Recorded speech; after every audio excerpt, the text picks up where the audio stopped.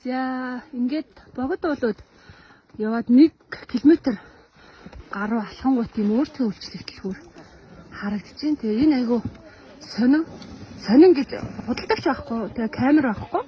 Тэгээ ингээд уриалга нь болохоор та манай өөртөө үйлчлэх уулын дэлгүүрт соёлтой үйлчлүүлж төлбөрөө төлөөрэй гэдэг энэ дэр төлбөрийн дансаа бичээд үлдээсэн.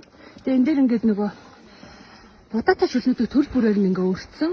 Тэгээд дор нь нэг удаагийн аяг тавиад эндээ түнхэн тавиад хажууд нь ингээд юм цэвэр уснууд өртсөн. Тэгээ хүмүүс энэ дээр ирээд өөрөө усаа буцалгаад будаатай шүлөө хийж уучаад тэгээд төлбөрөө төлөөд явах юм байна. Камер авахгүй, худалдагч авахгүй. Тэгээ нэг авсандаа ингээ хүмүүст айгүйх итгээд ингээ бүтээгдэхүүнээ идгүүхээр ямар ч харгалзах өнгөөр орхисон байна. Их сонин тийм гоё юм шиг санагдлаа.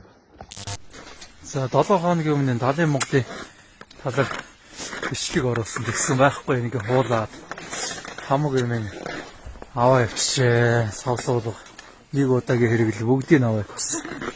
За тэгвэ. Тийм л байгаа юм да.